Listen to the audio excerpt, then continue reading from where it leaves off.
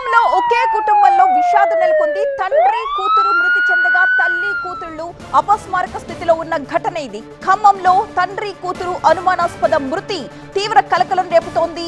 మృతుడు రాము ఫోటోను ప్రస్తుతం చూస్తున్నాం. ఖమ్మం మామిళ్లగూడెంలోని ఒక ఇంట్లో తండ్రి కూతుళ్లు చనిపోవడం, తల్లి కూతుళ్లు అపస్మారక స్థితిలో ఉండడం అనేది సంచలనాన్ని కలిగిస్తోంది. అపస్మారక స్థితిలో ఉన్న తల్లి కూతుళ్లను పోలీసులు ఆసుపత్రికి తరలించారు. మృతి చెందిన వారిని రాము, అతని పెద్ద కుమార్తె దివ్యశ్రీగా గుర్తించారు. 2 రోజుల క్రితమే చనిపోయి ఉండొచ్చని పోలీసులు అనుమానిస్తున్నారు. తండ్రి కూతురు మృతికి కుటుంబ కలహాలే కారణంగా కనిపిస్తోంది. తండ్రి కూతురు మృతిపై పోలీసులు కేసు నమోదు చేసుకుని దర్యాప్తు చేస్తున్నారు. రాము భార్య రమ్య పురుగుల మందు తాగి ఆత్మహత్యాయత్నం చేసి ఉండొచ్చనుకుంటున్నారు. రమ్య కోలుకుంటే మరింత క్లారిటీ వచ్చే అవకాశం ఉందన్నారు ఖమ్మం ఏసీపీ రమణమూర్తి.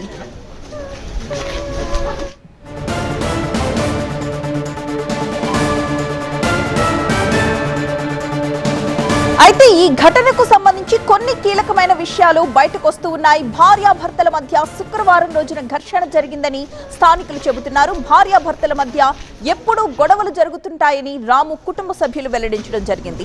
గతంలో కూడా రాము భార్య రమ్య పురుగుల మందు తాగేసిందని, ఆసుపత్రిలో వైద్యం చేయించడంతో కోలుకుందని రాము పిన్ని తెలిపారు. అయితే 2 రోజుల నుంచి రాముకి ఫోన్ చేస్తూ ఉంటే తన భార్యే లిఫ్ట్ చేస్తోందన్నారు. రాము జ్వరంతో పడుకున్నాడని రమ్య చెప్పుకుంటూ వచ్చిందంటూ రాము పిన్ని ఆవేదన వ్యక్తం చేశారు. ఎందుకు రా మరి నువ్వు రావంటే నాకు చేతగట్ల పిన్నావా, నేను రాను అన్నాడు. అంటే సార్ నువ్వు రాకుంటే మళ్ళీ మెడిసిన్ అన్న తెచ్చియ్యా అని చెప్పిన. అంటే తెస్తలే అన్నాడు. అన్నాక మేము ఉదయం నుంచి చేస్తుంటే మధ్యాహ్నం ఎప్పటికో వచ్చినాం మేము హాస్పిటల్కి. ఎన్నిసార్లు ఫోన్ చేసినా కానీ ఫోను లిఫ్ట్ చేయట్లేదు సార్. లిఫ్ట్ చేయకుండా 10 సార్లు చేస్తే 10 సార్లకి ఒక్కసారి చేసింది. ఒక్కసారి ఎత్తి అత్తయ్య ఈయన పడుకుండు, చేతగట్లేదని పడుకున్నాను. వస్తళ్ళి అత్తయ్య పడుకుండు, వస్తళ్ళి అత్తయ్య పడుకుండు మొన్నటి నుంచి అంటుంది. అంటే అదేందమ్మా హాస్పిటల్ ఆపరేషన్ టైం అవుతుందమ్మా ఎట్లా అంటే ఇక ఎన్నిసార్లు చేసినా ఇంక ఎత్తట్లేదు. మళ్ళీ 10 సార్లు చేస్తే ఒకసారి ఎత్తి వస్తాడని చెప్తుంది. మొన్న 10:10కి మాట్లాడిండు, 10:30-11కి. ఇక 2 రోజులు కూడా ఆ అమ్మాయి ఎత్తుతుంది, ఆ అమ్మాయి మాట్లాడుతుంది. నా కొడుతో మాట్లాడి లేదమ్మా.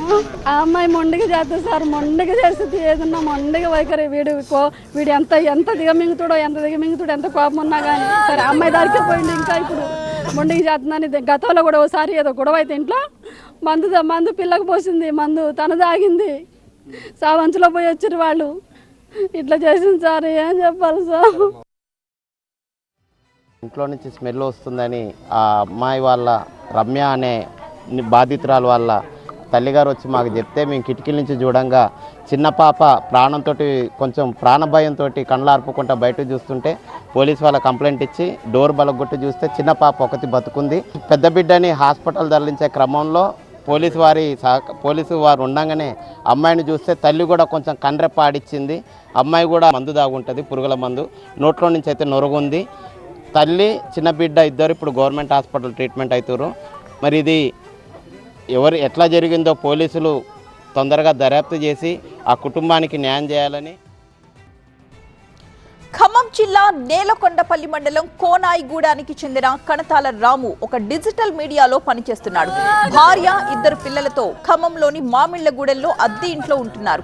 నిన్న సాయంత్రం రాము ఇంటి నుంచి దుర్వాసన రావడంతో చుట్టుపక్కల వారు పోలీసులకు సమాచారం ఇవ్వడంతో ఘటనా స్థలికి చేరుకుని పరిశీలించారు.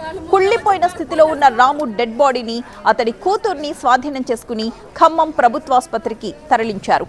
అయితే రాము మృతదేహం దగ్గర రక్తపు మరకలు, దివ్యశ్రీ శరీరంపై గాయాలు ఉండడంతో పోలీసులు అనుమానం వ్యక్తం చేస్తున్నారు. రక్తపు మరకల గాయంతో ఏర్పడ్డావా లేక డెడ్ బాడీ కుళ్ళిన స్థితిలో ఉండడంతో శరీరం నుంచి వచ్చిన ద్రవాల అనే దానిపై ఇప్పుడు దర్యాప్తు చేస్తున్నట్లుగా ఖమ్మం పోలీసులు తెలిపారు.